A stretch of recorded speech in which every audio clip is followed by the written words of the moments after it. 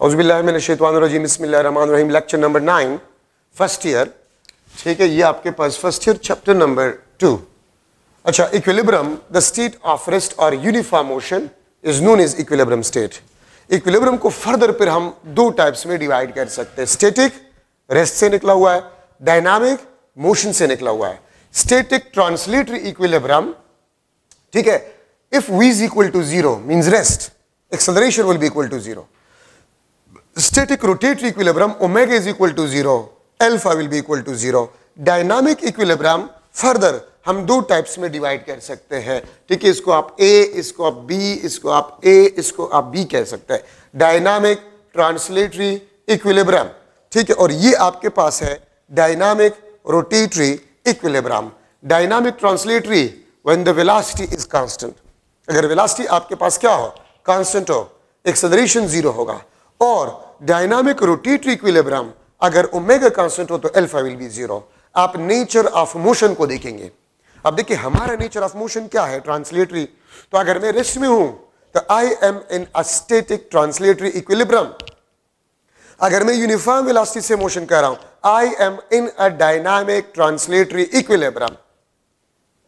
ठीक है, इस तरह अगर कार है तो कार अगर रेस्ट में है, स्टैटिक ट्रांसलेटरी इक्विलिब्रियम, क्योंकि कार का जो नेचर ऑफ मोशन है वो ट्रांसलेटरी होता है। तो कार अगर रेस्ट में है, स्टैटिक ट्रांसलेटरी इक्विलिब्रियम।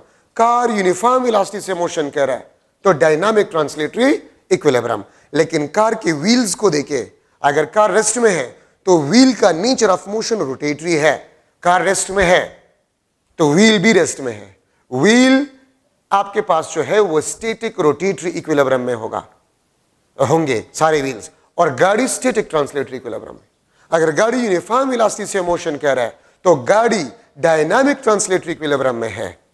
ठीक है, और उसकी व्हील जो है वो डायनामिक रोटेटरी इक्विलिब्रियम में है, नेचर ऑफ मोशन के बेस पे। फेन है, फेन अगर रेस्ट में है तो angular velocity is 0, the fan will be in a static rotatory equilibrium. और अगर आप फेन को स्टार्ट करें और फिर वो कांस्टेंट एंगुलर वेलोसिटी से मोशन करे तो फिर हम कहते हैं the fan is in a dynamic rotatory equilibrium. ठीक है, तो ये आपके पास इक्विलिब्रियम है और इसके डिफरेंट टाइप से नेचर ऑफ मोशन के बेस पे। Non accelerated state of a body is known as equilibrium. Non accelerated state means acceleration is 0। तो अगर ट्रांसलेटरी मोशन है तो लीनियर एक्सेलरेशन इज 0, अगर रोटेटरी मोशन है तो एंगुलर एक्सेलरेशन इज 0। ठीक है, तो ये आपके पास जो है इक्विलिब्रियम में जरूरी पॉइंट्स आपके पास बन गए हैं। अब इक्विलिब्रियम में आगे जाने से पहले यहां पर हम लेते हैं some important forces. Number first, concurrent forces. Concurrent forces, if line of action overlap at a single point, ठीक है, या मैं इस तरह भी कह सकता हूं कि if the forces act on a body at a single point, ये आपके पास F1, ये आपके पास F2, ये आपके पास F3, ये आपके पास F4, अगर आप इनके लाइंस को एक्सटेंड करें इस तरह, अगर आप इसके लाइन को एक्सटेंड करें, ये सिंगल पॉइंट पे ओवरलैप होंगे। So if line of action overlap at a single point then the forces are known as concurrent forces, या the forces act at a single point, उसको बेसिकली हम concurrent forces कहते हैं। अगर आपसे कोई पूछे कि मिनिमम कंकरेंट फोर्सेस कितने हैं, 2, मैक्सिमम कितने हैं, इनफाइनाइट, मैक्सिमम इनफाइनाइट आपके पास है। ठीक है, सेकंड आपके पास जो है कोलिनियर फोर्सेस और वेक्टर्स को common linear line, common line. ठीक है, तो मैं लिख सकता हूं forces act along single line, forces act along single line, इसको हम कोलिनियर फोर्सेस कहते हैं। इसको हम क्या कहते हैं, कोलिनियर फोर्सेस कहते हैं। ये आपके पास F1, ये आपके पास F2। ठीक है, तो ये अगर आप इन फोर्सेस को देखें, so the forces lie on a single line, तो इसको हम कोलिनियर फोर्सेस कहते हैं। और याद रखिए, all collinear forces are concurrent, but all concurrent forces are not a collinear. इस फिगर में देखिए ये फोर्सेस कंकरेंट है, कोलिनियर नहीं है। ये कोलिनियर है और कंकरेंट भी है, तो all collinear forces are concurrent as well, but all concurrent forces are not a collinear. Minimum collinear forces 2, maximum collinear forces infinite. Third आपके पास जो है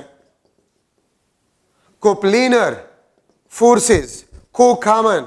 ठीक है, तो मैं लिख लूंगा forces lie in a single plane. Forces lie in a single plane. The forces will be known as coplanar forces. अब ये व्हाइट बोर्ड एक प्लेन है, तो इसमें मैं जितनी भी फोर्सेस को ड्रा करूं वो सारे आपके पास कोप्लेनर फोर्सेस होंगे. ठीक है, तो coplanar common plane, minimum coplanar forces 2, maximum infinite. Coinitial, तो co common initial starting point. ठीक है, तो if the starting point of the forces are same they are known as coinitial forces. But आपके first condition और second में, first condition में ज्यादातर यही इस्तेमाल होंगे. ठीक है, तो ये आपके पास जो है कुछ इंपोर्टेंट फोर्सेस या इंपोर्टेंट वेक्टर्स आप नॉर्मली किसी और वेक्टर के लिए भी डिस्कस कर सकते हैं. ठीक है, अब यहां पर मैं डिस्कस कर रहा हूं first condition of equilibrium. First condition of equilibrium, ये आपको श्योरिटी देगा, ये आपको श्योरिटी देगा ऑफ ट्रांसलेटरी इक्विलिब्रियम. ये आपको ट्रांसलेटरी इक्विलिब्रियम का श्योरिटी देगा. Means that is linear acceleration will be equal to 0. Linear acceleration will be equal to 0. ये फर्स्ट कंडीशन ऑफ इक्विलिब्रियम है. इसका स्टेटमेंट क्या है? If the vector some of all the forces act on a body is equal to a null vector, or if net force act on a body is equal to 0. ठीक है, तो ma आपके पास 0 होगा. किसी body का मास तो 0 नहीं हो सकता, एक्सेलरेशन आपके पास क्या होगा? 0 होगा. तो इस स्टेट को हम कहते हैं equilibrium state. If the vector sum of all the forces act on a body is equal to a null vector or 0 vector, then the body will be in a translatory equilibrium. Body आपके पास जो है वो translatory equilibrium में होगा. अगर किसी body पे अपवर्ड फोर्सेस लग रहे हैं और डाउनवर्ड भी लग रहे हैं, ठीक है, और अगर अपवर्ड और डाउनवर्ड का सम बराबर हो, they will cancel. Long x axis forces लग रहे हैं, तो लॉन्ग पॉजिटिव एक्स एक्सिस जो फोर्सेस लग रहे हैं, लॉन्ग नेगेटिव एक्स एक्सिस जो फोर्सेस लग रहे हैं, अगर उसका सम सेम है, they will cancel. ठीक है, इस तरह along y axis positive negative along y axis they will cancel. Along positive z axis negative z axis they will cancel. ठीक है, और नेट फोर्स आपके पास क्या होगा? 0 होगा. So the body will be in a translatory equilibrium. ये मास है, यहां से आप F1 फोर्स इस पे लगा रहे हैं, ये आपके पास F2 फोर्स है. F1 is equal to minus F2, और अगर आप इसको देखें F1 plus F2 is equal to a null vector. ठीक है, तो ये आपके पास एक्सेलरेशन जो होगा 0. तो अगर एक्सेलरेशन 0 होगा तो बॉडी आपके पास या तो रेस्ट में होगा या बॉडी आपके पास जो है वो यूनिफॉर्म मोशन करेगा. बॉडी आपके पास या तो रेस्ट में होगा या यूनिफॉर्म मोशन करेगा. ठीक है, ये बात आप लोग याद रखें. तो फर्स्ट कंडीशन आपको ट्रांसलेटरी इक्विलिब्रियम का गारंटी या श्योरिटी दे सकता है. गाड़ी है, यूनिफॉर्म वेलोसिटी से जा रहा है, तो इसका मतलब ये है कि उस पर जितनी भी फोर्सेस है वो तमाम कैंसिल कर रहे हैं या बैलेंस कर रहे हैं. No net force, acceleration will be 0, the car will be in a dynamic translatory equilibrium. गाड़ी आपके पास डायनामिक ट्रांसलेटरी इक्विलिब्रियम में आपके पास होगा. ठीक है, तो ये आपके पास फर्स्ट कंडीशन ऑफ इक्विलिब्रियम है. तमाम फोर्सेस बैलेंस कर रहे हैं. ठीक है, तो बॉडी आपके पास ट्रांसलेटरी इक्विलिब्रियम में होगा. ठीक है, अब इसमें हम कुछ इंपॉर्टेंट पॉइंट्स लिख रहे हैं. Some important points. Number first, minimum forces of equal magnitudes. Minimum forces of equal magnitude which can balance a body, वो आपके पास होंगे 2. और वो 2 फोर्सेस आपके पास जो है दे मस्ट बी, जो 2 फोर्सेस होंगे दे मस्ट बी कोलिनियर वो आपके पास कोलिनियर होने चाहिए, कोप्लेनर भी होने चाहिए, और अगर कोलिनियर है तो कंकरेंट भी होंगे, कंकरेंट भी होंगे, ठीक है, और आपके पास एंटी पैरेलल भी होंगे. Minimum forces of equal magnitudes which can keep body in equilibrium, या which can balance a body, which can balance a body or which can keep the body in equilibrium, वो आपके पास दो होंगे. And they must be collinear, they must be coplanar, they must be concurrent, ठीक है, and anti-parallel. ठीक है, ये आपके पास फिगर है. ये आपके पास F1, ये F2. तो F1 आपके पास है, this is equal to minus F2. F1 plus F2 आपके पास है, this is equal to a null vector या जीरो वेक्टर. ठीक है, तो देखिए ये कोलिनियर भी है, कोप्लेनर भी है, कंकरेंट भी है, ठीक है, और एंटी पैरेलल भी है. अगर इन चारों में एक कंडीशन भी ना हो तो ये कभी भी एक दूसरे को बैलेंस नहीं कर सकते. ठीक है, maximum forces of equal magnitudes which can balance a body, वो आपके पास इनफाइनाइट है. ठीक है, थर्ड पॉइंट में लिख रहा हूं, theta is equal to 360 degree divide by N. ये आपके पास, this is the angle between two adjacent forces. Adjacent forces, ये एन किस चीज को रिप्रेजेंट करता है? ये number of forces of equal magnitudes. तो देखिए, अगर आपसे पूछ लिया जाए कि दो फोर्सेस है तो एन आपके पास 2 होगा. दो फोर्सेस है इक्वल मैग्नीट्यूड के, जो कि बॉडी को बैलेंस कर रहा है या बॉडी इक्विलिब्रियम में उन फोर्सेस, दो फोर्सेस की मौजूदगी में. तो 360 को आप 2 पे डिवाइड करें, 180 ऊपर फिगर में मौजूद है. अगर 3 फोर्सेस है इक्वल मैग्नीट्यूड के, अगर 3 फोर्सेस है इक्वल मैग्नीट्यूड के, तो ये आपके पास बन जाएगा F1, ये आपके पास F2, ये आपके पास जो है दिस इज अ F3. ठीक है, और आपको अगर बताया गया है F1 is equal to, F2 is equal to, F3 is equal to F. 3 forces है इक्वल मैग्नीट्यूड के, और अगर वो बैलेंस कर रहे हैं, what will be the angle between two adjacent forces? ठीक है, तो देखिए अगर 360 को आप 3 पे डिवाइड करें, 120 डिग्री, 120 डिग्री, 120 डिग्री. अगर 3 फोर्सेस है इक्वल मैग्नीट्यूड के और वो बॉडी को बैलेंस कर रहा है, तो किसी भी दो एडजेसेंट फोर्सेस के दरमियान 120 डिग्री एंगल होगा. अगर किसी भी दो एडजेसेंट फोर्सेस के दरमियान 120 डिग्री एंगल ना हो, तो वो 3 फोर्सेस जो इक्वल मैग्नीट्यूड के हो, वो कभी भी बॉडी को इक्विलिब्रियम में नहीं रख सकता. ठीक है, तो ये आपके पास 120, 120 और 120. और अगर इसका फिगर बना ले, ये आपके पास F1, ये आपके पास F2, ठीक है, और ये आपके पास जो है दिस इज अ F3. तो देखिए, अगर आप हेड टू टेल रूल से इन फोर्सेस को मिला लें, अगर आप हेड टू टेल रूल से इन फोर्सेस को मिला लें, तो ये आपके पास क्लोज्ड पाथ बना लेता है. फॉर एग्जांपल, आप यहां से शुरू हो गए और यहां पर वापस आ गए, तो डिस्प्लेसमेंट इज अ 0. तो अगर 3 फोर्सेस है और वो इक्वल मैग्नीट्यूड में है, ठीक है, और बॉडी को वो बैलेंस कर रहे हैं, अगर उसको आप हेड टू टेल रूल से मिला लें, तो वो आपके पास इक्विलेटरल ट्राइंगल को बनाएगा. वो इक्विलेटरल ट्राइंगल को बनाएगा. 3 फोर्सेस है, किसी बॉडी पे एक्ट कर रहे हैं, और जब उन फोर्सेस को मैं हेड टू टेल रूल से मिला लूं, तो मेरे पास ट्राइंगल बन जाता है of each angle 60 degree, of each angle 60 degree.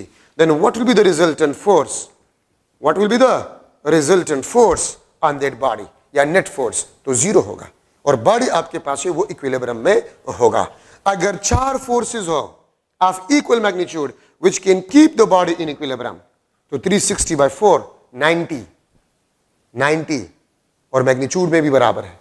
ठीक है, तो अगर आपके पास 4 फोर्सेस है, ये आपके पास F1, ये आपके पास F2, ये आपके पास F3, ये आपके पास F4, ठीक है। तो अगर आप इसको हेड टू टेल रूल से मिला लें तो ये स्क्वायर बनाएगा, क्लोज्ड पाथ स्क्वायर बनाएगा, ठीक है। तो नेट फोर्स आपके पास क्या होगा, 0 होगा, ये बात याद रखिए। तो देखिए, आप अगर किसी बॉडी पे फोर्सेस एक्ट कर रहे हैं, अगर किसी बॉडी पे फोर्सेस एक्ट कर रहे हैं और उन फोर्सेस को आपने हेड टू टेल रूल से मिला लिया और वो एक क्लोज्ड पाथ बना ले, closed path head to tail rule से, तो उन फोर्सेस का रिजल्टेंट आपके पास क्या होगा, 0 होगा। उन फोर्सेस का रिजल्टेंट आपके पास क्या होगा, 0 होगा। लेकिन अगर क्लोज्ड पाथ ना बनाए तो फिर वो फोर्सेस बैलेंस नहीं कर सकते, नेट फोर्स 0 नहीं होगा। ये बात जहन में बैठा दे, ठीक है। ये क्लोज्ड पाथ, अगर आप इसको हेड टू टेल रूल से मिला रहे तो ये क्लोज्ड पाथ स्क्वायर बनाएगा, रिजल्टेंट विल बी 0, ठीक है। अच्छा, अब ये मैं 4th पॉइंट लिख रहा हूं, ये आपके पास minimum forces of unequal magnitude, of unequal magnitudes which can keep the body in equilibrium, ठीक है। तो वो आपके पास कितने होंगे, वो आपके पास 3 होंगे, 3, and they must be concurrent, वो आपके पास कंकरेंट होने चाहिए, कोप्लेनर होने चाहिए, ठीक है, कंकरेंट होने चाहिए, कोप्लेनर होने चाहिए और नॉन कोलिनियर आपके पास होने चाहिए। Minimum forces of unequal magnitudes which can keep the body in equilibrium, वो आपके पास 3 होंगे। अनइक्वल मैग्नीट्यूड वाले फोर्सेस वो 3 होंगे और वो तीनों forces they must be concurrent, coplanar and non collinear. 5th, maximum forces of unequal magnitude which can balance a body, वो आपके पास इनफाइनाइट होंगे, ठीक है। 6th नंबर पॉइंट आपके पास जो है, if single force equal in magnitude to the resultant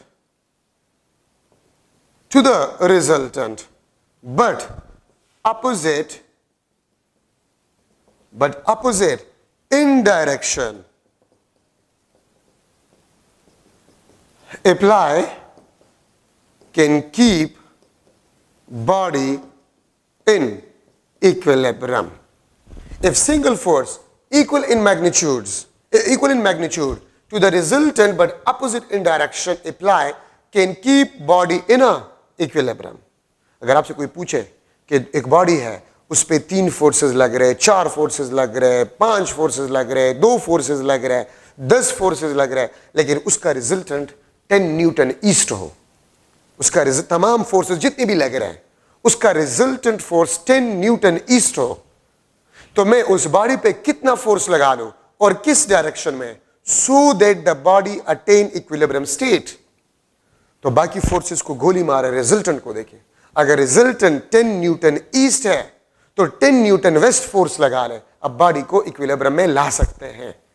बाकी किसी भी डायरेक्शन में कोई भी फोर्स लगा ले, आप कभी भी बॉडी को इक्विलिब्रियम में नहीं रख सकते, ठीक है। If single force equal in magnitude to the resultant but opposite in direction apply can keep body in a equilibrium, ठीक है। ये आपके पास 6th पॉइंट बन गया, ये आपके पास 7th पॉइंट बन गया, ठीक है। वो आपके पास क्या होगा, when n forces act on a body and body is in equilibrium, when n forces act on a body and body is in equilibrium and one force remove, एक फोर्स को हमने रिमूव कर लिया है, ठीक है, then the resultant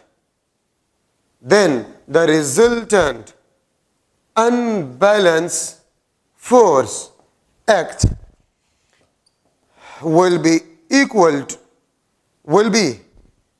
then the resultant unbalanced force act will be equal in magnitude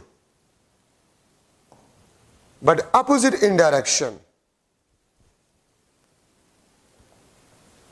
But opposite in direction to the force which we remove. ये जो 6th नंबर पॉइंट और 7 एक दूसरे के अपोजिट है। इसमें हमने कहा है अगर आप रिजल्टेंट फोर्स के मैग्नीट्यूड के बराबर लेकिन डायरेक्शन में अपोजिट फोर्स आप लगा लें तो हम बॉडी को इक्विलिब्रियम में ला सकते हैं। और ये 7 पॉइंट आपको ये बता रहे हैं कि अगर n फोर्स किसी बॉडी पे एक्ट कर रहे हैं और बॉडी इक्विलिब्रियम में है और हमने एक फोर्स को हटा दिया तो फिर उस बॉडी पे जो नेट अनबैलेंस फोर्स होगा वो मैग्नीट्यूड में उस फोर्स के बराबर होगा जिसको हमने रिमूव किया है, लेकिन डायरेक्शन में आपके पास अपोजिट होगा। अब मैं इसको ये 4th, 6th और 7 पॉइंट ये मैं डायग्राम से डिस्कस कर रहा हूं। ठीक है, ये मैं डायग्राम से डिस्कस करवा रहा हूं। ठीक है, तो आप इसको थोड़ा सा गौर से देखें। ठीक है, ये आपके पास बॉडी है मास m, मैं इस साइड पे फोर्स F1 लगा रहा हूं which is 4 न्यूटन ईस्ट। ये आपके पास F2 है, F2 force which is 3 Newton north. ये आपके पास 3 न्यूटन नॉर्थ है और दोनों आप देख ले तो मैग्नीट्यूड में भी बराबर नहीं है और डायरेक्शन में भी नहीं है। तो मैं अगर इसका रिजल्टेंट फोर्स मालूम करूं,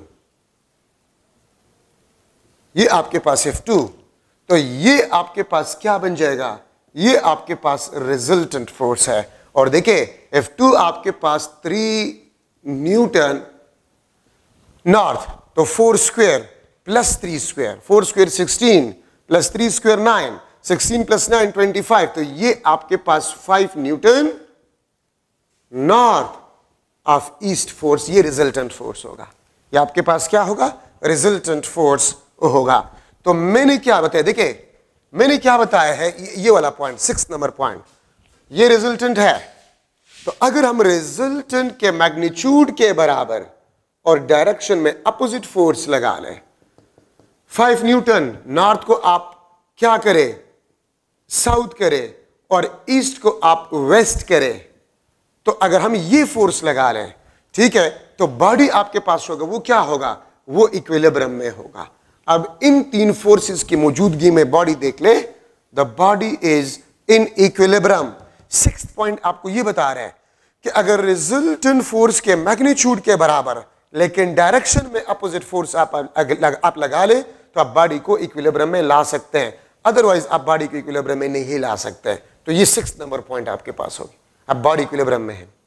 और आप 4th नंबर पॉइंट पे देख लें, the minimum forces of unequal magnitude which can keep the body in equilibrium, वो 3 है, 1 2 3। और देखिए तीनों कंकरेंट भी है, कोप्लेनर भी है और नॉन कोलिनियर भी है। तो 4th पॉइंट भी आपके पास हो गया, the minimum forces of unequal magnitude 3। 6ठा पॉइंट भी हो गया, रिजल्टेंट के अपोजिट और मैग्नीट्यूड में बराबर फोर्स, तो body will be in equilibrium. और जो लास्ट पॉइंट है आपके पास, अगर n फोर्सेस n 2 3 4 10 कितनी भी हो सकते हैं, अगर ये फोर्सेस किसी बॉडी पे एक्ट कर रहे हैं, ठीक है, और आप एक फोर्स को हटा दें, तो फिर जिस फोर्स को आपने हटा दिया है अनबैलेंस फोर्स का मैग्नीट्यूड उसी फोर्स के बराबर होगा, लेकिन डायरेक्शन में आपके पास अपोजिट होगा। अब इन 3 फोर्सेस की मौजूदगी में बॉडी इक्विलिब्रियम में है। ठीक है, ये कंकरेंट भी है, नॉन कोलिनियर भी है और कोप्लेनर भी है। और याद रखिए एक चीज कि हम रिजल्टेंट के मैग्नीट्यूड के बराबर लेकिन डायरेक्शन में अपोजिट जो फोर्स लगाएंगे वो कोप्लेनर होना चाहिए। अगर आप रिजल्टेंट के मैग्नीट्यूड के बराबर फोर्स लगा लें और वो कोप्लेनर ना हो उस फोर्स रिजल्टेंट फोर्स के, तो कभी भी वो बॉडी को बैलेंस नहीं कर सकता। अच्छा, अब इन 3 फोर्सेस के मौजूदगी में बॉडी इक्विलिब्रियम में है। तो इस लास्ट पॉइंट को देखें, अगर मैं इस फोर्स को हटा दूं तो अब बॉडी इक्विलिब्रियम में नहीं होगा। अब इस पे नेट फोर्स कितना होगा, 4 न्यूटन ईस्ट को हमने हटा दिया तो रिजल्टेंट फोर्स इस मास पे 4 न्यूटन वेस्ट होगा, 4 न्यूटन वेस्ट होगा। अगर आप इसको हटा दें, अगर आप इसको हटा दें, बॉडी तो इक्विलिब्रियम में था, मैंने एक फोर्स को हटा दिया, 3 न्यूटन नॉर्थ को मैंने हटा दिया, तो अब इस पे net unbalance force 3 Newton south होगा। अगर आप इसको हटा दें, ठीक है, आप अगर इसको हटा दें तो फिर resultant force 5 Newton north east होगा। तो ये आपके पास लास्ट पॉइंट की बात हो गई। ठीक है, आपके बुक में भी शॉर्ट क्वेश्चन से ये MCQs है। ठीक है, तो ये आपके पास जो है इंपॉर्टेंट डिस्कशन थे in a first condition of equilibrium. ये फर्स्ट कंडीशन ऑफ इक्विलिब्रियम से रिलेटेड आपके पास एमसीक्यूज थे। मैं अगर एक एमसीक्यू इस तरह बना लूं, which pair of forces can keep body in equilibrium. ठीक है, आपके पास ए ऑप्शन जो है 1 newton, 3 newton, 5 newton. B option आपके पास 2 newton, 3 newton, 6 newton. C option आपके पास जो है 5 न्यूटन, 6 न्यूटन, 12 न्यूटन। ठीक है, और बल्कि मैं इसको 0 न्यूटन लिख लेता हूं, या इसमें मैं इस तरह कर लेता हूं, ये 4 न्यूटन, 6 न्यूटन, मैं इसको 1 न्यूटन लिख लेता हूं। डी ऑप्शन आपके पास जो है दैट इज 7 न्यूटन, 4 न्यूटन और 9 न्यूटन। तो आप मुझे बताएं कौन से पेयर ऑफ फोर्सेस बॉडी को बैलेंस रख सकता है या इक्विलिब्रियम में रख सकता है। तो इसका आसान तरीका है, आप इन दोनों फोर्सेस को ऐड करें, 1 + 3 4, मैक्सिमम पॉसिबल सम ये दोनों आपको 4 दे सकता है, 5 ये आपको नहीं दे सकता। ठीक है, 4 से ज्यादा आपको नहीं दे सकता, तो ये तो 5 है, 4 से ज्यादा है, तो ये 3 फोर्सेस की मौजूदगी में बॉडी कभी भी इक्विलिब्रियम में नहीं हो सकता। 2 + 3 5, मैक्सिमम ये हमें 5 दे सकता है, लेकिन ये तो 6 यहां पर तीसरा फोर्स है, ये कभी भी बैलेंस नहीं कर सकता। ठीक है, अगर आप इसको देखें 4 + 6 10, 10 से कम है, 6 - 4 2, मिनिमम से कम है, तो ये कभी भी बैलेंस नहीं कर सकता। 7 + 4 11, 7 - 4 3, तो ये 9 मैक्सिमम और मिनिमम के दरमियान है। ये 9 इसके मैक्सिमम और मिनिमम के दरमियान है, तो ये 3 फोर्सेस बैलेंस कर सकते हैं, ये 3 फोर्सेस बैलेंस कर सकते हैं, लेकिन ए बी सी ऑप्शन आपके पास ये कभी भी बैलेंस नहीं कर सकते। तो ये आपके पास फर्स्ट कंडीशन में इंपॉर्टेंट डिस्कशन आपके पास आ गया। ठीक है, so first condition of equilibrium में जितनी भी इंपॉर्टेंट कंसेप्ट्स थे वो मैंने आपको सिखा दिए, इंशाल्लाह आपको कोई प्रॉब्लम नहीं होगी एमसीक्यूज में। ठीक है, अच्छा, टार्क आपके पास जो होते हैं the cross product of the momentum and force. ठीक है, इसका मैग्नीट्यूड अगर मैं लूं RF sin थीटा, याद रखिए कन्वेंशनली एंटी क्लॉकवाइज टार्क को पॉजिटिव कंसीडर किया जाता है कन्वेंशनली, और क्लॉकवाइज टार्क को कन्वेंशनली नेगेटिव कंसीडर किया जाता है। R×F आपको एंटी क्लॉकवाइज टार्क देता है, F×R आपको क्लॉकवाइज टार्क देता है। RF sin थीटा आपको टार्क का मैग्नीट्यूड देता है। RF और थीटा में किसी भी एक को अगर आप बढ़ा दें तो टार्क बढ़ जाएगा। ठीक है, जो दरवाजे हैं उसके हैंडल्स बिल्कुल एंड पे लगाए जाते, क्यों? ताकि मोमेंट आर्म ज्यादा और कम फोर्स लगाकर आप इसको ओपन कर सके या क्लोज कर सके। Torque is equal to I∝, इसको हम कहते हैं this is the rotational analog of a force, this is the rotational analog of force. ठीक है, और अल्फा आपके पास क्या है? This is the angular acceleration.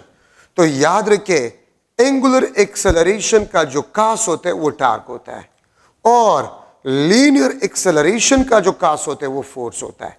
तो देखिए टार्क एक्सेलरेशन प्रोड्यूस कर रहा है रोटेशनल डायनामिक्स में, और ट्रांसलेटरी मोशन में या लीनियर मोशन में एक्सेलरेशन का जो कास आपके पास होते हैं वो फोर्स होता है। तो वो काम जो फोर्स करते हैं ट्रांसलेटरी मोशन में, रोटेशनल मोशन में, वही काम एक्सेलरेशन को प्रोड्यूस करना वो टार्क करता है। इसलिए हम टार्क को रोटेशनल एनालॉग ऑफ फोर्स कहते हैं।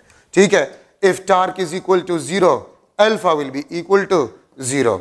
अगर टार्क नॉन जीरो हो alpha will be not equal to 0। ठीक है, और टार्क को हम मोमेंट ऑफ फोर्स भी कहते हैं, इसको हम मोमेंट ऑफ फोर्स भी कहते हैं। याद रखें R×, इसके लिए हम मोमेंट ऑफ वर्ड इस्तेमाल करते हैं। तो टार्क को हम मोमेंट ऑफ फोर्स भी कहते हैं। R× के लिए मोमेंट ऑफ फोर्स है तो फोर्स।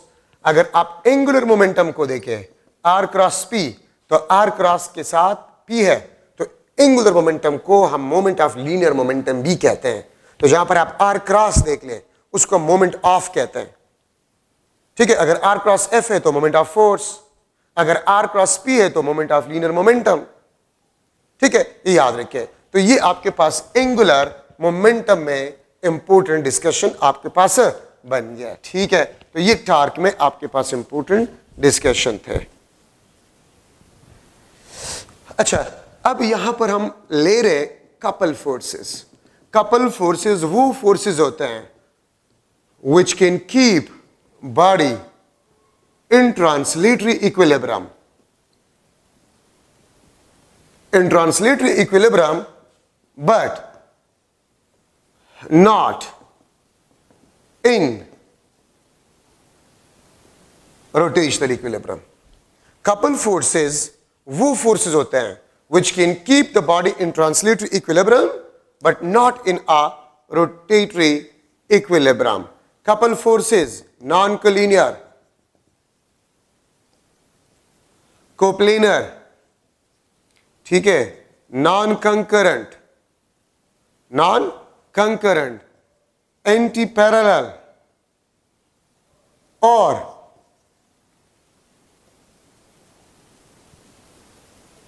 Equal in magnitude.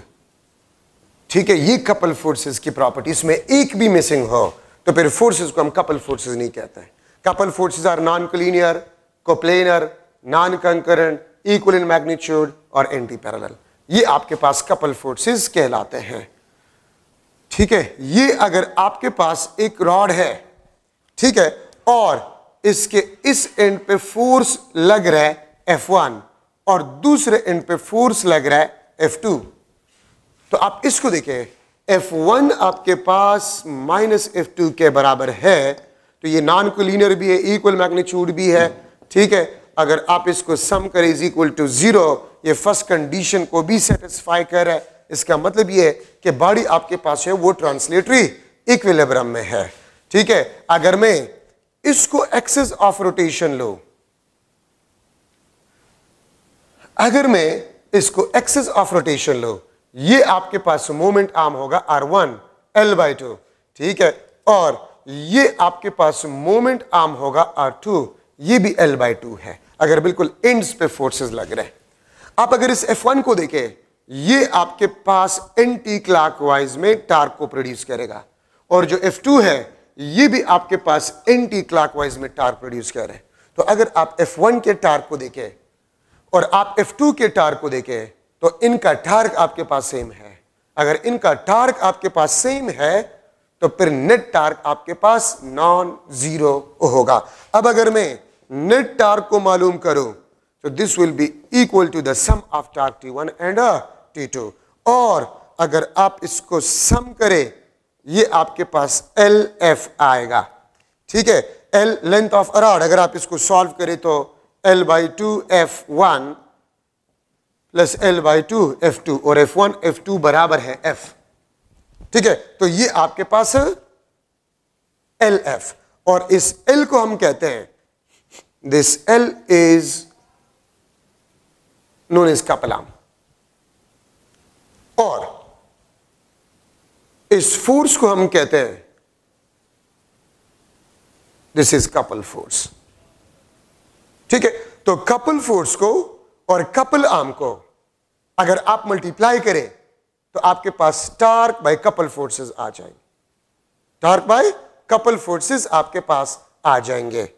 ठीक है, ये बात याद रखिए। तो टार्क आपके पास जो है, the product of the couple arm and force is known as the net torque produces by the couple forces. ठीक है, तो देखिए मैंने आपको कहा कि जो net torque couple forces produce करते हैं वो कपल आर्म और कपल फोर्स का प्रोडक्ट होता है। तो देखिए यहां से आप देख सकते हैं कि आपके पास टार्क जो है it is not equal to 0, तो अल्फा बी आपके पास नॉट इक्वल टू 0 के बराबर होगा। नेट टार्क 0 नहीं होगा तो अल्फा बी 0 नहीं होगा।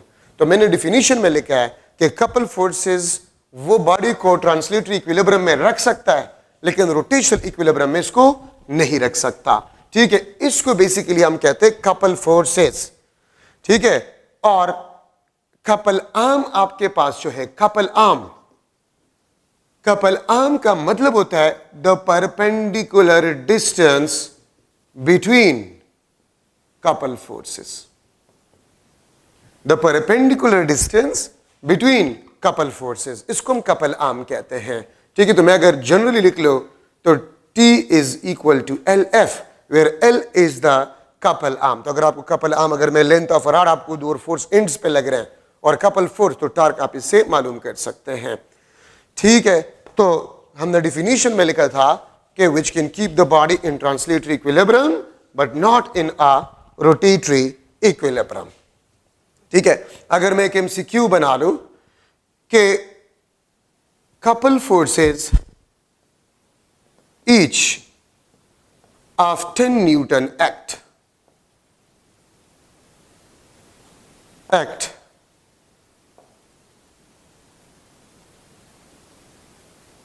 couple forces each of 10 Newton act on a rod of a 10 meter length. One force at 2 meter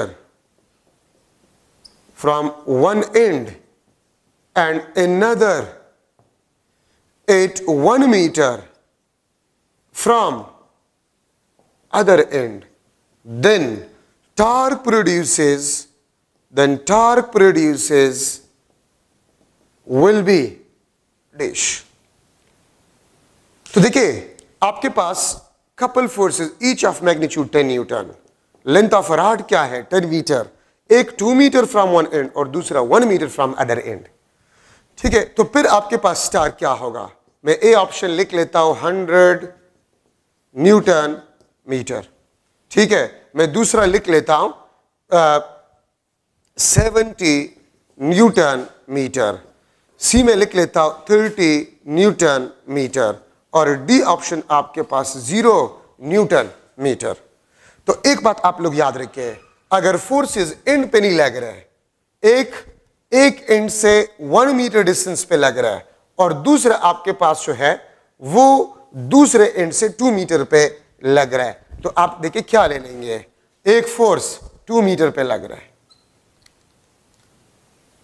ये 2 मीटर फ्रॉम वन एंड और दूसरा ये आपके पास F1। ठीक है, F2 आपके पास ये 1 मीटर पे लग रहा है। ठीक है, ये 1 मीटर फ्रॉम अदर एंड पे लग रहा है। तो देखिए अब आपके पास जो परपेंडिकुलर डिस्टेंस है वो ये है, this is the couple arm. तो पूरा लेंथ कितना है, पूरा लेंथ कितना है 10 मीटर है, 2 मीटर को निकाल ले 10 माइनस 2 8 मीटर, दूसरे से 1 मीटर निकाल ले, फिर 1 मीटर निकाले 8 मीटर से तो 7 मीटर, तो ये आपके पास 7 मीटर आ जाएगा, which is basically the couple arm. ठीक है, तो 7 metre is the couple arm between the couple forces. याद रखिए जो डिस्टेंसेस एंड से गिवन है तो वो आपने पूरे लेंथ से सब्ट्रैक्ट करने होंगे। अगर एंड से डिस्टेंसेस गिवन है तो वो आपने पूरे लेंथ से सब्ट्रैक्ट करने होंगे। तो 2 + 1 3, 10 से 3 मीटर सब्ट्रैक्ट करें तो 7 मीटर आपके पास आ जाएगा लेंथ ऑफ रॉड। ठीक है, तो फिर आप 7 को 10 न्यूटन के साथ मल्टीप्लाई करें तो 70 न्यूटन मीटर आपके पास आंसर आ जाए।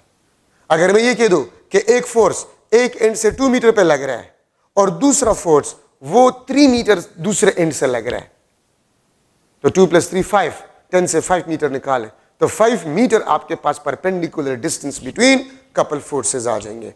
तो 70 न्यूटन मीटर आपके पास इसका आंसर है, जो क्वेश्चन यहां पर मैंने लिख लिया है। अच्छा, एक बात याद रखें, जो स्टीयरिंग व्हील होते हैं, स्टीयरिंग व्हील ये इसका डायमीटर होता है।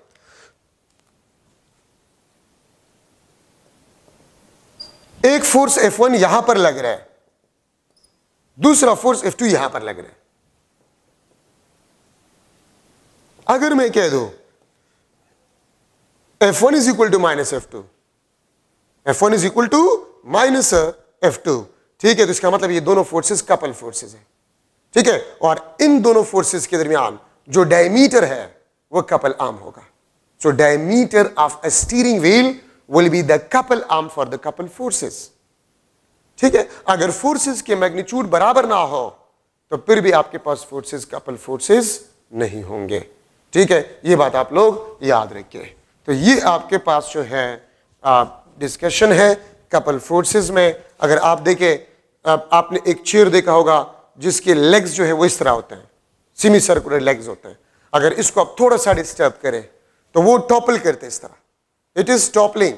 अगर ये टॉपल करता है, किस फोर्सेस की वजह से टॉपल करता है? तो नॉर्मल फोर्स और वेट जो होता है वो कपल फोर्सेस का काम करता है, और वही कपल फोर्सेस बेसिकली इस चेयर को टॉपल करवाता है। ठीक है, ये बात आप लोग याद रखिए। तो कपल फोर्सेस में ये इंपॉर्टेंट चीज है। अगर मैं लिख लो F1 is not equal to F2, तो फिर टार्क आपके पास R1 F1 plus R2 F2। अगर ये फोर्सेस बराबर ना हो, कपल फोर्सेस ना हो, तो फिर टार्क इस तरीके से आप मालूम करते हैं। ठीक है, तो इसका मतलब ये है कि अगर फर्स्ट कंडीशन सेटिस्फाई हो रहा है तो जरूरी नहीं है कि बॉडी आपके पास कंप्लीटली इक्विलिब्रियम में हो। ठीक है, अगर मैं लिख लो A is equal to 0, alpha is not equal to 0, इसको हम ओनली ट्रांसलेटरी इक्विलिब्रियम कहते हैं। अगर A नॉन जीरो हो, अल्फा आपके पास 0 हो, इसको हम ओनली रोटेशनल इक्विलिब्रियम कहते हैं। अगर A भी 0 हो और अल्फा भी 0 हो, इसको हम कंप्लीट इक्विलिब्रियम कहते हैं। ठीक है, अगर A 0 हो, लीनियर एक्सेलरेशन 0 हो, एंगुलर एक्सेलरेशन नॉन जीरो, तो ओनली ट्रांसलेटरी इक्विलिब्रियम। अगर लीनियर एक्सेलरेशन नॉन जीरो हो, अल्फा 0 हो, तो ओनली रोटेशनल इक्विलिब्रियम। अगर लीनियर एक्सेलरेशन और एंगुलर एक्सेलरेशन दोनों 0 हो, तो हम कहते हैं the body is in complete equilibrium, body आपके पास कंप्लीट इक्विलिब्रियम में होगा। तो अगर फर्स्ट कंडीशन सेटिस्फाई हो रहा है तो जरूरी नहीं कि बॉडी कंप्लीट इक्विलिब्रियम में हो। ठीक है, तो इसलिए फिर सेकंड कंडीशन की जरूरत आपके पास आ जाती है। सेकंड कंडीशन ऑफ इक्विलिब्रियम, ये आपको श्योरिटी देता है of rotational equilibrium, means alpha is equal to 0। ये आपको रोटेशनल इक्विलिब्रियम का श्योरिटी देता है।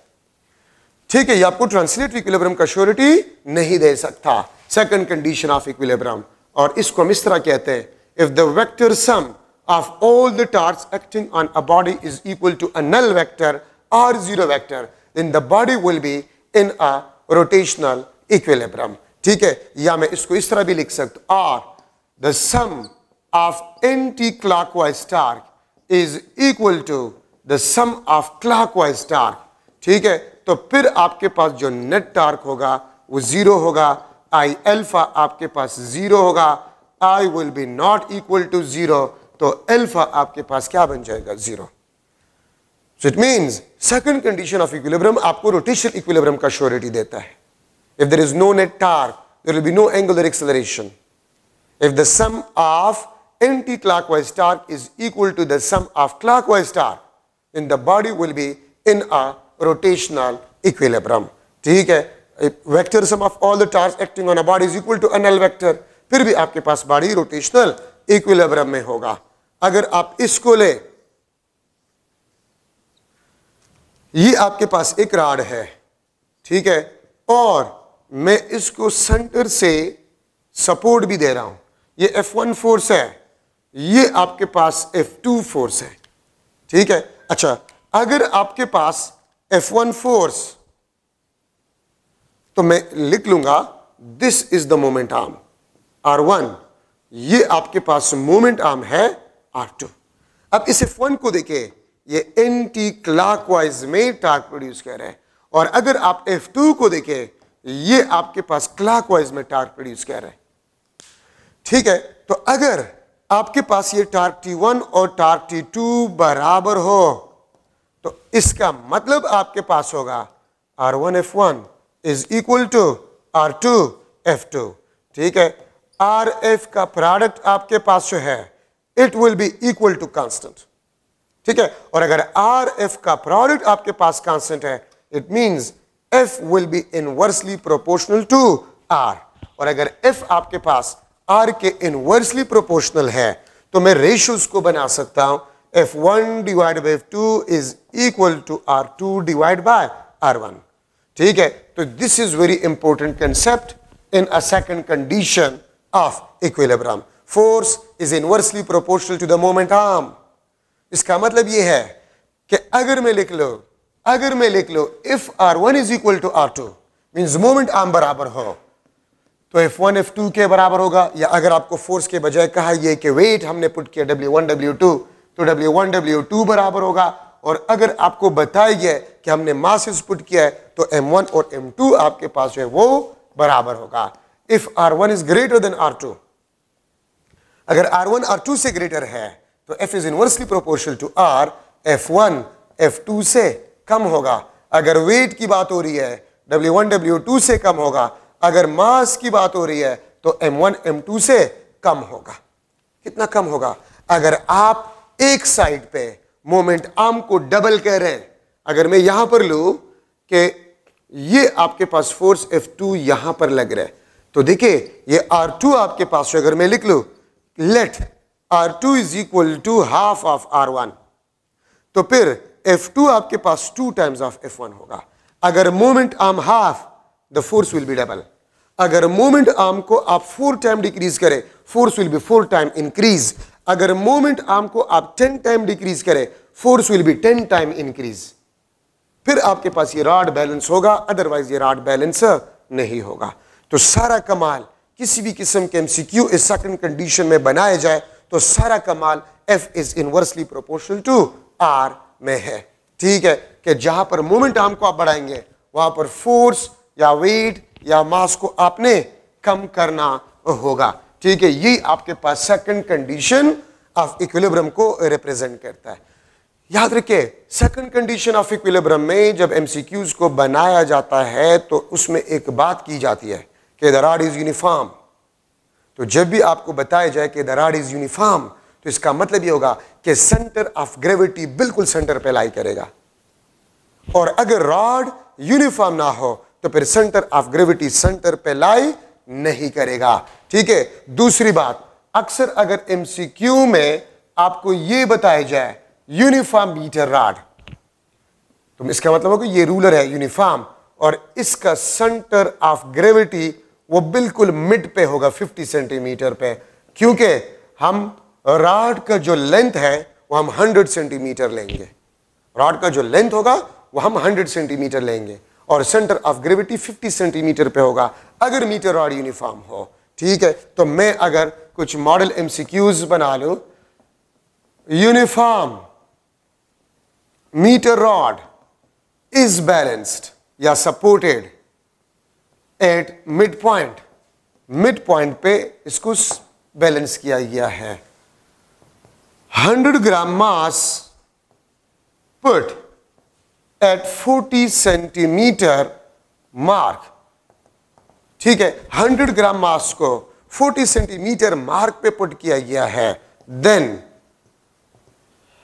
at what point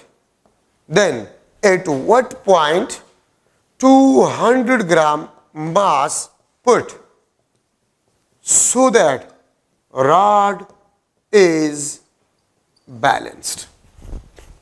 ठीक है, मैं ऑप्शन लिख लेता हूं, 45 सेंटीमीटर, बी ऑप्शन आपके पास 55 सेंटीमीटर, 60 सेंटीमीटर, 65 सेंटीमीटर। ठीक है, then at what point 200 gram put so that the rod is balanced। मैंने इसको ब्रैकेट में बंद कर लिया। अगर मैं इसको चेंज करूं तो मैं आपसे ये भी पूछ सकता हूं, then moment arm of 200 gram mass at other side will be dash if rod is balanced। अगर रॉड बैलेंस्ड हो तो फिर मोमेंट आर्म क्या होगा दूसरी साइड पे। ठीक है, मैं तीसरा क्वेश्चन जहां पर मैंने ये ब्रैकेट लगाया हुआ है, ये वाला, ये ब्रैकेट जहां पर मैंने लगाया, तो यहां से मैं क्वेश्चन चेंज करूं, ये फर्स्ट क्वेश्चन, ये सेकंड क्वेश्चन। सेकंड क्वेश्चन के लिए ऑप्शंस आपके पास जो है 5 सेंटीमीटर, 10 सेंटीमीटर, 2.5 सेंटीमीटर और डी ऑप्शन आपके पास 15 सेंटीमीटर, ये इसके लिए ऑप्शन है। ठीक है, थर्ड क्वेश्चन में आपसे ये भी पूछ सकता हूं, थर्ड क्वेश्चन में मैं आपसे ये भी पूछ सकता हूं,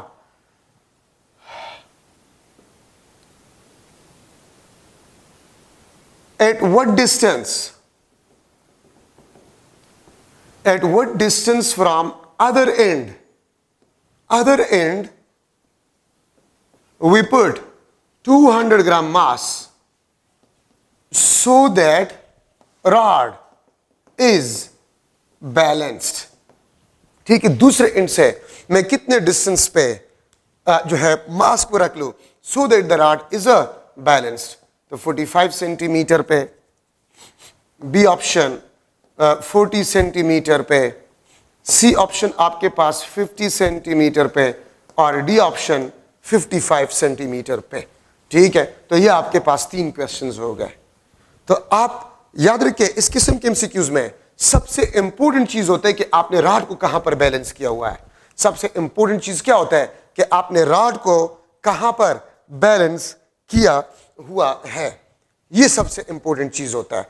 तो देखिए आपने मीटर रॉड को मिड पॉइंट पे बैलेंस किया हुआ है और मिड पॉइंट मीटर रूलर का क्या होता है 50 सेंटीमीटर.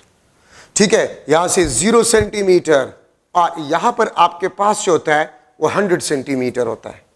यहां पर 0 सेंटीमीटर, यहां पर आपके पास 100 सेंटीमीटर होता है. ठीक है, अच्छा अब हमने 100 ग्राम मास को पुट किया हुआ है 40 सेंटीमीटर मार्क पे. तो यहां पर आपके पास क्या होगा 40 सेंटीमीटर मार्क्स पॉइंट पे आपने पुट किया है 100 ग्राम मास.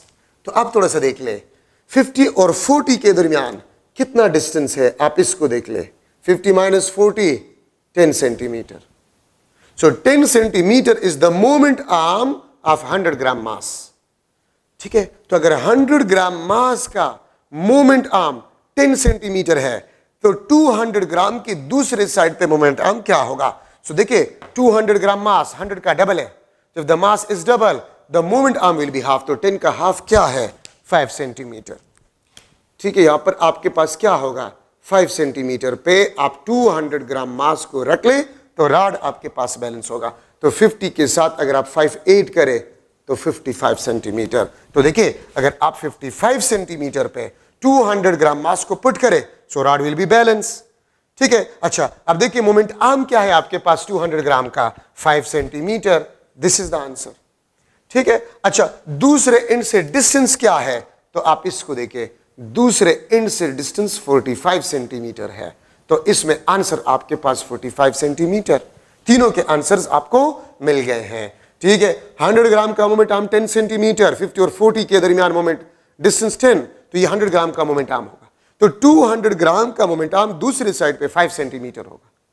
और अगर आप 50 के साथ 5 को ऐड करें तो 55 सेंटीमीटर आपके पास आंसर आ जाएगा. ठीक है, तो इन तीनों क्वेश्चंस के आंसर आपको मिल गए हैं. अब अगर मैं इस तरह लिख लूं MCQ, uniform metre rod is supported at 40 centimetre mark. 40 centimetre mark पे यूनिफॉर्म मीटर रॉड को बैलेंस किया गया है. ठीक है, when 20 Newton weight, when 20 Newton weight is put at, when 20 Newton weight is put at 35 centimeter rod balance, then weight of rod will be dash. weight of rod आपके पास जो है वो क्या होगा. ठीक है, तो देखिए ए ऑप्शन आपके पास 20 न्यूटन, बी ऑप्शन आपके पास 10 न्यूटन, सी ऑप्शन आपके पास 5 न्यूटन और डी ऑप्शन आपके पास जो है इट इज 40 न्यूटन. ये आपके पास ऑप्शन है. तो मैंने आपको स्टार्ट में बताया कि क्वेश्चन में सबसे इंपॉर्टेंट चीज आपके पास ये होता है कि रॉड को कहां पर बैलेंस किया गया है, कहां पर सपोर्ट दिया गया है. ठीक है, ये सबसे इंपॉर्टेंट होता है. तो आप अगर देखें तो आपको बताया गया है कि rod uniform metre rod is supported at 40 centimetre mark. Rod को 40 सेंटीमीटर मार्क पे सपोर्ट किया गया है. ठीक है, और यूनिफॉर्म मीटर रॉड है तो 50 सेंटीमीटर पे आपके पास सेंटर ऑफ ग्रेविटी होगा. ठीक है, weight of rod centre of gravity पे एक्ट करेगा. अच्छा 35 सेंटीमीटर पे यहां से 0 सेंटीमीटर यहां तक 100 centimetre.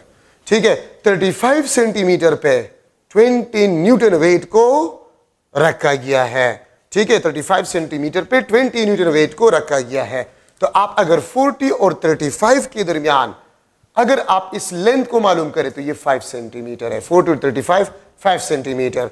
So 5 centimetre is the moment arm for 20 Newton wait. ठीक है, अब ये देखिए सेंटर ऑफ ग्रेविटी 50 पे है, सपोर्ट 40 पे है, तो 50 और 40 के दरमियान डिस्टेंस कितना है? 10 सेंटीमीटर। तो देखिए वेट ऑफ रॉड का मोमेंट आर्म 10 सेंटीमीटर है, जो कि 5 सेंटीमीटर का डबल है। अगर मोमेंट आर्म डबल है तो weight of rod will be half, तो 10 न्यूटन आपके पास वेट ऑफ रॉड होगा। This is the answer, this is the answer. अगर मैं कह दूं 35 सेंटीमीटर पे मैंने 100 ग्राम मास को रख लिया, what will be the mass of metre rod? तो अगर मोमेंट आर्म डबल है तो आपके पास मास हाफ होगा, तो 100 ग्राम का मास हाफ, वो 50 ग्राम आपके पास आंसर होगा। So these are some model MCQ. ठीक है, मैं अगर इस तरह लिख लो, लेट सपोज ये आपके पास कैपिटल एम है, दरमियान से हमने इसको सपोर्ट दिया है। ठीक है, ये आपके पास जो है ये आपके पास स्मॉल एम है, कैपिटल एम, ये आपके पास स्मॉल एम। अगर मैं लिख लो कैपिटल एम आपके पास जो है दिस इज 40 kg, तो स्मॉल एम आपके पास क्या होगा? इफ दिस इज बैलेंस, अगर ये आपके पास बैलेंस होगा तो स्मॉल मास क्या होगा? तो अगर आप देखें ये बिल्कुल सेंटर पे, अगर आप यहां पर देखें बिल्कुल सेंटर पे है, तो इसका मतलब मोमेंट आर्म इक्वल, तो ये मास और इन दोनों का सम वो आपके पास सेम होगा। तो अगर ये 40 है तो मास स्मॉल एम आपके पास, मैं ऑप्शंस लिख लेता हूं, 40 kg, B option 20 kg, C option 10 kg और डी ऑप्शन आपके पास 5 kg। तो देखिए इन दोनों का सम इसके बराबर होना चाहिए क्योंकि मोमेंट आर्म बराबर है। ठीक है, तो आपके पास 20 + 20, ये आपके पास 40, तो स्मॉल बॉडी का मास आपके पास जो होगा वो 20 किलोग्राम होगा। ठीक है, मैं एक लास्ट एमसीक्यू करता हूं। Non uniform metre rod, non-uniform meter rod is supported at 35 centimeter mark. ठीक है, if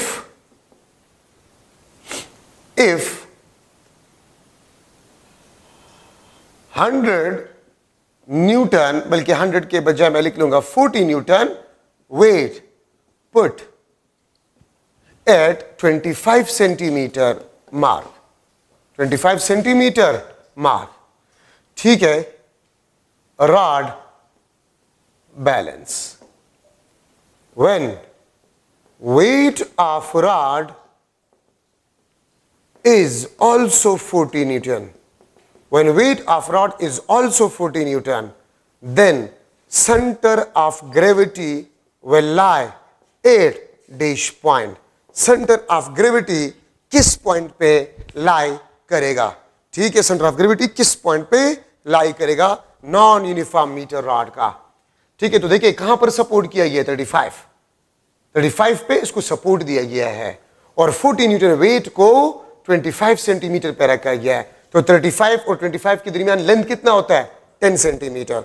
तो 40 न्यूटन का मोमेंट आर्म 10 सेंटीमीटर है, तो अगर रॉड का वेट 40 न्यूटन है तो इसका मोमेंट आर्म भी आपके पास 10 सेंटीमीटर होना चाहिए। ठीक है, तो मैं ऑप्शन लिख लेता हूं, 45 सेंटीमीटर, 50 सेंटीमीटर, 65 सेंटीमीटर और 55 सेंटीमीटर। तो आंसर आपके पास क्या होगा? 45 सेंटीमीटर। क्यों? अगर मैं डायग्राम बना लूं तो डायग्राम से आपको इजीली समझ आ जाएगा। ये आपके पास रॉड है, कहां पर हमने इसको सपोर्ट दिया है? 35 सेंटीमीटर पे हमने इसको सपोर्ट दिया है। ठीक है, और 25 सेंटीमीटर पे हमने 40 न्यूटन वेट को सस्पेंड किया है।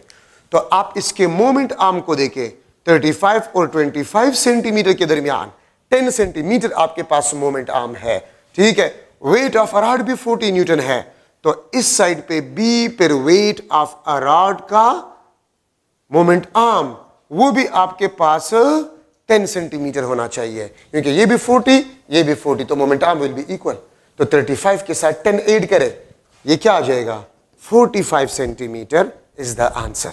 ये आपके पास आंसर होगा। तो देखिए ये आपके पास कुछ मॉडल एमसीक्यूज है in a second condition of equilibrium. ठीक है, अच्छा अब सेंटर ऑफ ग्रेविटी तो आपके बुक में नहीं है, लेकिन कुछ डिस्कशन में सेंटर ऑफ ग्रेविटी का करना चाहता हूं। सेंटर ऑफ ग्रेविटी क्या होता है? वो पॉइंट जहां पर as a whole weight of a body act, उस पॉइंट को हम सेंटर ऑफ ग्रेविटी कहते हैं।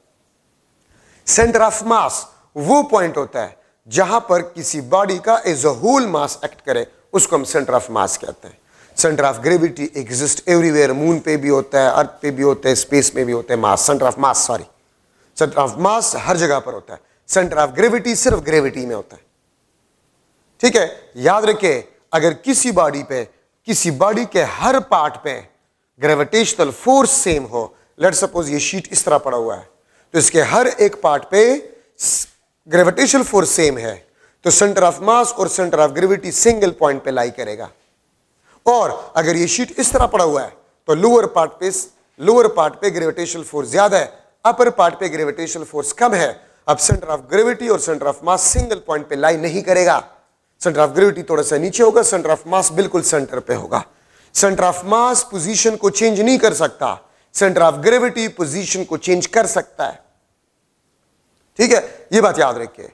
कोई भी बॉडी जितना ड्रॉप होगा सेंटर ऑफ ग्रेविटी नीचे होगा, स्टेबिलिटी ज्यादा होगा, और सेंटर ऑफ ग्रेविटी जितना ऊपर होगा स्टेबिलिटी कम होगा।